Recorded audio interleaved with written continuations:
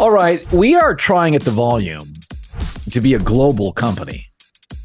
And today is the first step in being a global company because Chad Millman in our Sharper Square segment, CCO Action Network, all odds provided by DraftKings, is joining us from, I think, Copenhagen?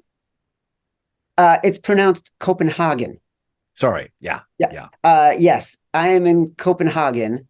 This is your kind of town, brother. Like, Why? it is, Why? it is classy. Like, it is full on first class operation. It is gorgeous.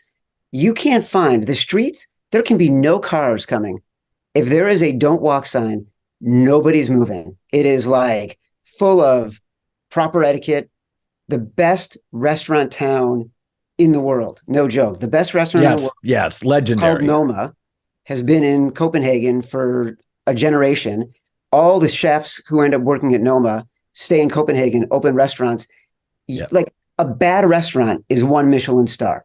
Colin, tonight I went to a hole in the wall Italian place that was a 10-course tasting menu that they were bad mouthing Nutella because their like hazelnut chocolate spread that they make was so good it should be illegal. Gorgeous, gorgeous town.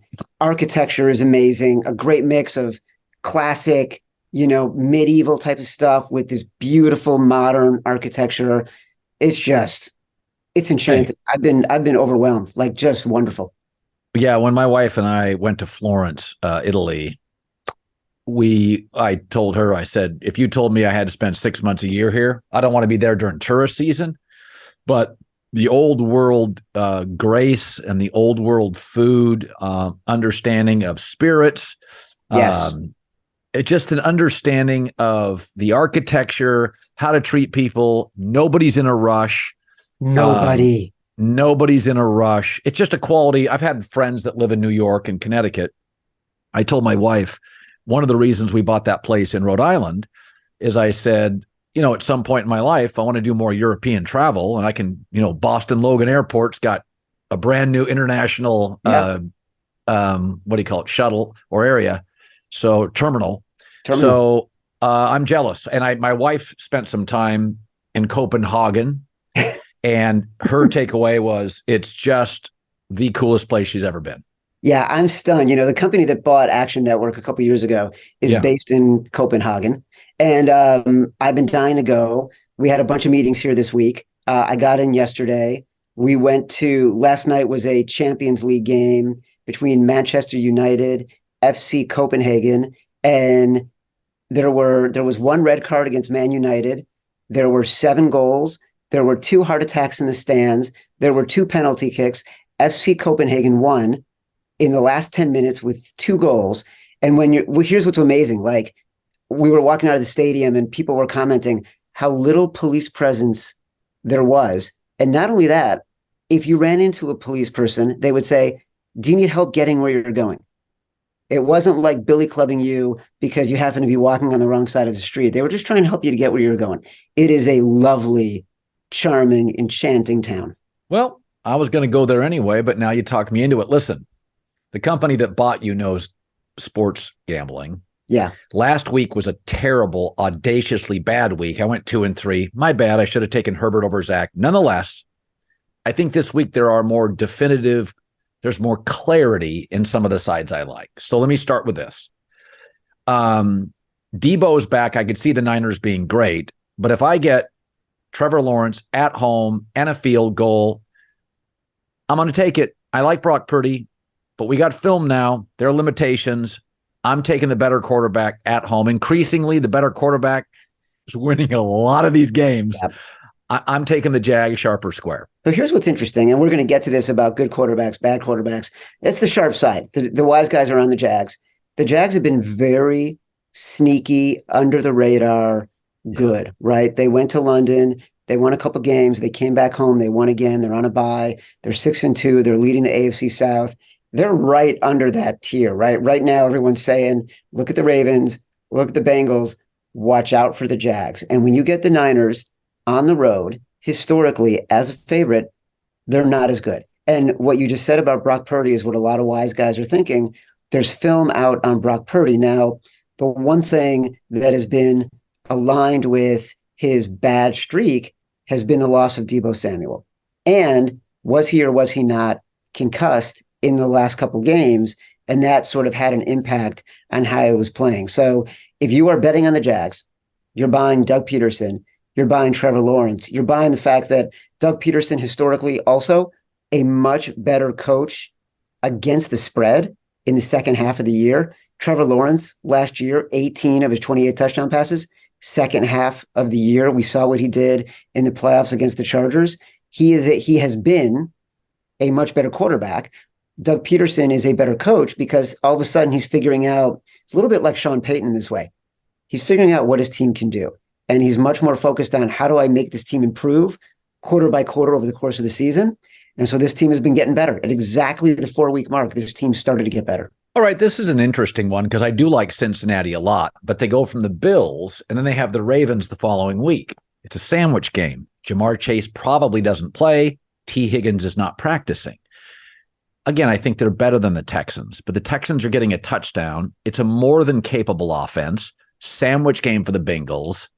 I would go Houston, sharp or square. So the wise guys like Houston when the number's at 7. And we've talked about this before, right? Like the value of that number. So at 7, the wise guys were betting Houston. They continue to be amazed at CJ Stroud and his ability to move the ball down the field. Look, what he did against Tampa in 40 seconds, going 75 yards for that game-winning touchdown was really remarkable. The guy clearly understands what's happening at the NFL level and is the right guy for the Texans, which is why they bet the Texans at +7. But it got to 6.5, and the wise guys took the Bengals again. So this is clearly about a number. They've decided that 7 is the line of demarcation, and if they're going to get under 7, they're taking the Bengals. If they can get the touchdown, they're taking the Texans. So one of the things I know, I'm going to take Arizona +1.5. Here's why. Kyler Murray is very aware of his image. He's not going to play and not be 100%. Okay, he's a little finicky on that. And he knows he's got to rehab his image. He's ready to play.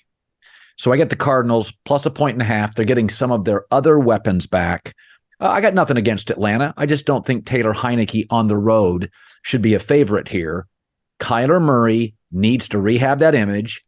These games mean a lot. He doesn't want Arizona to have to make a choice between he and Drake May and Caleb Williams, right? Yes. I think Kyler's going to come out focused. I'll take the 1.5, sharp or square. Sharp-ish. The wise guys started betting this game when the Cardinals were 2.5-point underdogs before the Kyler Murray announcement. Everyone's been tracking his progress, right? They've seen that he was practicing the past few weeks. He was practicing with the practice squad. They knew sort of there was an indication if you're trading Josh Dobbs, Clayton Tune is playing the game, you're sort of giving away that game because you know Kyler Murray is going to be coming back in the next game. So the line was at 2.5. The wise guys pounded the 2.5. The news came out that Kyler Murray was going to be starting. It moved down to 1.5. I still think it's the right side. This Cardinals team, they are playing for Gannon, their new coach, and they have been playing really hard. They don't have the talent. Kyler Murray obviously elevates that. I think there's also a lot of questions about Atlanta, like you said, about Taylor Heineke. He was a favorite last week and kind of, screwed the pooch a little bit. You don't want to bet Tyler Heineke as a favorite. He is the kind of guy where the variance is so high that chances are he will make that errant pass that you need him to be making and taking shots when they're underdogs. You don't want him to be making when they're favorites. We saw this last week. I think the wise guys are betting against that again. Don't miss the action this weekend when the Indianapolis Colts and the New England Patriots head to Frankfurt for the Frankfurt games in Germany.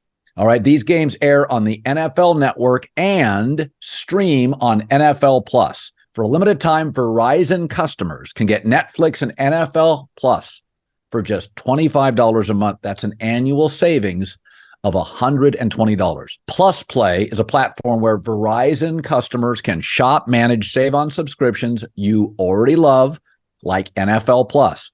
With NFL Plus Premium, you get access to live games on mobile, NFL Red Zone, NFL Network, which means you can catch games like the Colts and the Patriots in Germany at the Frankfurt games. Just go to verizon.com/thevolume to bundle and save before the games. This offer ends soon. Again, verizon.com/thevolume. My favorite underdog of the week, although I don't love the line, I love that at -1.5, it's now 2.5 to 3, is Detroit. So short week for the Chargers. Lions off a bye with an offensive-driven coach and culture. I think this team, because they're very young, makes big leaps in improvement. Veteran teams don't. Young teams, week 4 to week 9, you can see a different football team. Detroit's young on a lot of those defensive spots, and they're getting better. Still stinging from the humiliating loss to the Ravens. They've got a lot to prove in the building. I think they're a really good team. I think the Chargers look good because of the Bears and the Jets offenses. I still think they're a dubious bunch. I'd take the Lions even at -3, though not as strongly, sharp or square. It's sharp, but it's getting to the edge. Because don't forget, part of being sharp is getting the best of the number. And This number on Sunday opened at Lions -1. And that was the bet of the week to me. That's the bet of the week to me at -1. 100%. And a lot of people were like, wait a second, that feels fishy. Like, why are they giving me the Lions at -1? You know it's going to be a public play. And this is sort of what I was referencing earlier. This year, the public is winning at a 57% clip. The second best in the past decade is 2016. We know the public normally does not win. We normally want to fade the public. With the Lions, you are betting on a public team, but sometimes you want to be on the public side. Like last week, we love the Eagles. They were the public side. We love the Chiefs. They were the public side. And so sometimes it's okay to be on the public side if it's the right side. And in this case, the Lions are the right side. So here's two favorites. I'm not prone to go with favorites, but I do think I'll go back to my Lamar Jackson NFC rant. Teams are overwhelmed when they see Lamar Jackson for the first time. He is 17-1 against NFC teams, and Seattle was bailing water. That's a good team. Now -6, publicly embarrassed. They're going to make cutting down on turnovers a real issue here. Washington has sold off 2 of their best defensive linemen. Sam Howell's interesting. I would swallow the 6 at home with Seattle, sharp or square. Yeah, Seattle. It's an interesting game. We talk about executive decisions, right? Last week, we made an executive decision. We're taking the Chiefs. This week, we're making an executive decision. We're taking Seattle. Number 1, bounce back spot. Teams in this scenario where they have lost by 20 points or more the following week, playing against teams that didn't lose by 20 points. So anyone who didn't lose by 20 points or won the game, the team that lost the past 5 years, 60% against the spread. You're getting a team in Washington that had lost one side of their defensive line. They lost the other side in Chase Young. They lost the other side in Montez Sweat. They happen to get what I like to call a dead cat bounce. In finance, there's a phrase, if a company that has historically underperformed and all the metrics are showing that they will continue to underperform, all of a sudden gets a little bit of bump, it's called a dead cat bounce. Yeah. The Commanders got their dead cat bounce last week because they happened to get lucky and be playing against the Patriots. Mac Jones cannot execute. So you got a quarterback in Sam Howell who can make the throws. You know, he's, what is he, second in the league in passing yardage right now? He's a good up-and-coming quarterback. Ron Rivera is a good underdog coach, but that was against a bad team.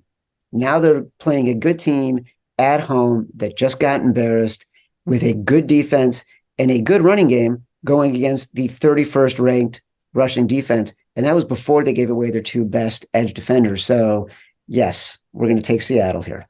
Finally, I never do this, but I think Tommy DeVito is incapable of a touchdown drive. If the Cowboys kick it up, fumble, interceptions, certainly capable. I think Dallas wins 44-9. I would take Dallas -16. I think the Giants are the worst offense in years with DeVito quarterbacking. You know I don't lay these numbers.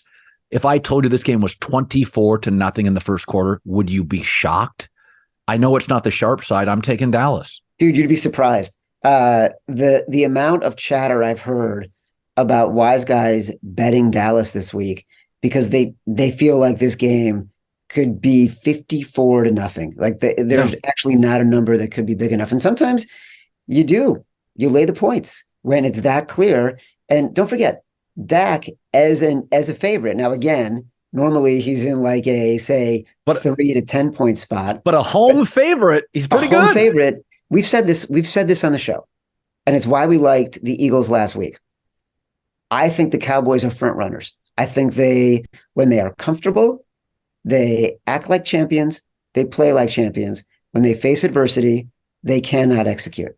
This is a time where the Cowboys will convince themselves they are champions and can contend in the NFC, and it's their chance to show it. In sports, the scoreboard doesn't always tell the complete story. The dad who happens to be a world-class quarterback, untold tales of athletes you thought you knew, the heart-racing pressure for the heart, soul, and survival of the multi-billion-dollar business of F1. Stories about college kids who were given a last shot, a last chance at redemption. David Beckham's meteoric rise, not only as a global soccer superstar, but becoming a pop culture icon. Upsets, injuries, come from behind victories. You're going to get it all. And I've seen it all with Netflix Sports. These are the stories that turn all of us into sports fans and give everybody something to cheer for, to feel for, to hold your breath for, and to get up out of your seat for. Whether you're a diehard or a brand new fan, intense or casual, shows like F1, Drive to Survive, Quarterback, Full Swing, Untold, Beckham, and more. Netflix has a story for every type of fan. Netflix turns us all into fans. Netflix. All right, now we play the game where I'm going to give you a game I want you to talk me into because I want to watch it. And then what did I miss? Let's start with the Steelers-Packers. All of our odds provided by DraftKings. What's the current number? Talk me into a side here. All right, this is tough. The number is 3, potentially going to be 3.5. The wise guys love the Packers in this spot. Look, Tomlin as a favorite is not the same as Tomlin as a dog. And this is a spot where the Steelers continue to win. They're a bit fraudulent. You look at their metrics, they shouldn't have the record they have, right? Meanwhile, we do this thing called the luck rankings at Action Network that basically takes a lot of stats and a lot of unpredictability in the games and evens them out and gives you a metric that says these are things that do not normally happen, but they skew people's perception of a team. Right now, the Steelers are the luckiest team in the NFL. And by the way, Steelers have been the luckiest team in the NFL 3 of the past 5 years. Packers, one of the unluckiest teams in the NFL. The difference between these two teams is 29 spots. So there's a lot of data there to tell you, I got to take the Packers here, and I don't like it. And I don't think you like it, but I do have some games that I think you might like. Okay, so now it's time for what did I miss? Now, I don't like this dumpster diving stuff. I'm a man that likes Copenhagen and elegance. So I don't stick my head in a dumpster very often. I did last week with the Jets, and it clamped on my head. I know this is the ugly portion. I think Josh Dobbs' story is a great story. I wonder if that comes to a close. I loved the story. So what did I miss, Chad Millman? Give me the game I missed. These are games that Colin, the King and Queen of Denmark, would love to bet these games. They are choice. They are so classy. They're just the best. How did we not? You don't want a dumpster dive. How are we not talking about the Browns? Like, this makes no sense to me. Because don't give me that. Let me say, okay? Okay. I know you're afraid of betting against Lamar Jackson because Lamar Jackson has been so good, and Lamar Jackson is finally on a path to win the MVP. And the Ravens look like they could be the most complete team in the NFL. The Browns have a much, much better defense. The Browns have someone in Myles Garrett who is one of the most dominant players in the NFL. Not most dominant defensive player, literally most dominant player. You talk about a stat that ESPN does that is really cool called pass rush win rate. It basically says how often when he's on the field is he making an impact as a pass rusher on plays, right? Leads the league in pass rush win rate. Same thing when you talk about him against the run. If you talk about the Browns on defense overall, they are better than the Ravens at every metric. This is a dominant defense. And if you're talking about a divisional game, home teams in divisional games, the past 5 years, covering 47% clip. Home favorites, divisional games, covering 46% clip. Lamar Jackson as a favorite of more than 3.5, under 500 for his career. John Harbaugh as a favorite of just as a favorite, period, under 500 in his career. I am actually shocked that this line is where it's at, that it's gone from 5 to 6 and some places 6.5. If you're not taking the Browns, this is a game you can watch. You're going to enjoy it. You're right. That's right. It's going to be fun. Well, my natural instinct is to take Cleveland. I'm just not sure I trust Deshaun Watson and the Ravens defense. I just don't. But we've said this before. It's one of the more simple plays. If you have a capable quarterback and you're getting points as a divisional rival, I mean, we should have won it. We pushed. We took Sam Howell against Jalen Hurts, and the game was in, I think, Philly. You just do it. You just do it. As long as you're underdog, Sam Howell is more than capable at quarterback. We've seen New England beat Buffalo this year. Yes. You just do it. We've seen the Jets beat Buffalo. You just do it. So I believe me, I have less trouble doing it. You talk. That's a good side. That's a good side. All right, give me one more. How about the Denver Broncos? I thought about that. At 7.5, it's tasty. It's tasty. I'm eating that whole meal. That is the Copenhagen restaurant of bets on Monday. Okay. I mean, an offensive coach, a capable quarterback on a bye week. I thought about that. The other thing, Greg Cosell said something this week that I'd thought, but the film showed it. Buffalo is not nearly as talented now that they lost our top corner, top linebacker, and a defensive lineman. They're just not that talented a roster. They lost playmakers at every level of their defense. Josh Allen has to be perfect for them to win games. And even when he is, meanwhile, the development of the Broncos defense, they've just been getting better. And this is another one of those things, right? We talk about Doug Peterson. Sean Payton is on that level of Mike Tomlin, Bill Belichick, Mike Vrabel, coaches who you want to be betting on because over the past generation, they're some of the most profitable coaches against the spread in the NFL. And I think there's some inflation here because people continue to think about the Broncos as being what the Broncos were the first 3 games when their defense was so bad. But look, if you look at DVOA, a very fancy advanced stat that takes into account a lot of different strength of schedule elements. DVOA for the Broncos defense, the past 3 games, 13th. DVOA for the Bills offense, 31st. So we're talking about a team here that is just improving incrementally. Like people thought Patrick Mahomes had the flu, and so that's why he didn't perform well in that game the Broncos won. But it turns out maybe the Broncos defense was just really good because Patrick Mahomes has been having his issues, and they made him look even worse. So I think there's a lot of upside here. This is one of those classic Pros Joe's games. The betting tickets, meaning the betting public, the non-professional bettors, predominantly on the Bills. The money, that's what the wise guys are. That's on the Broncos. Yeah. Finally, what airline are you flying? Did you fly from Hartford to Copenhagen or Amsterdam, or did you fly? I fly Logan a lot. Where did you fly? What are you flying back? I flew out of JFK, but Colin, if I tell you what I'm flying, I got to deal with the paparazzi when I get back. I can't do that. I'm flying on SAS, which is Scandinavian airline. Oh, yeah. And obviously serves, Copenhagen and other Scandinavian countries. May I suggest at some point in your life you fly Swiss Air? I've heard it's lovely.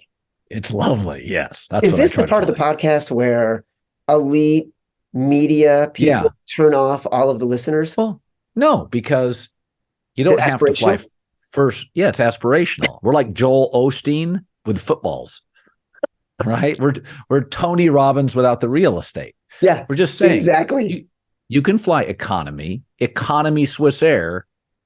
It's still Swiss Air. So I try to do business so I can watch documentaries. Of course. Swiss Air is my favorite airline, even more than British Airline and Delta. Cathay Pacific. I love Swiss Air. I love everything about it. It's elegant without being bougie. Do they give you a complimentary Toblerone candy bar? They give you champagne. They do give you chocolate. Yes, Yeah. they do. They give you chocolate.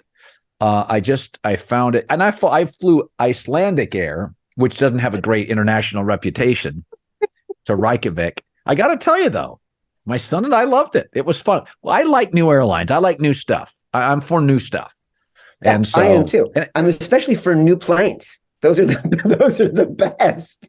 No, hey, listen, it's, and I've said this, the LAX is a zoo, but the international part of it's great. And I wish more Americans, myself included, did more international travel. I've done so much Mexico, so much Canada. So I've done London 3 or 4 times, but it's, I can't wait for the part of my life where I can do, a 10-day, 2-week trip every May and August. It's not that far off to go to Europe. It's just fun. It's a different pace. I like the pace of Europe. Oh, I love it. And you know what? I hope for you. Listen, kid, you keep working hard. You're going to be able soon enough to scratch together enough nickels. You can get over to Europe if you want to. I will. I'm going to make a point of it. All right, buddy. You enjoy Copenhagen. Great to hear from you. All Love right, your brother. experience. I'll talk to you later.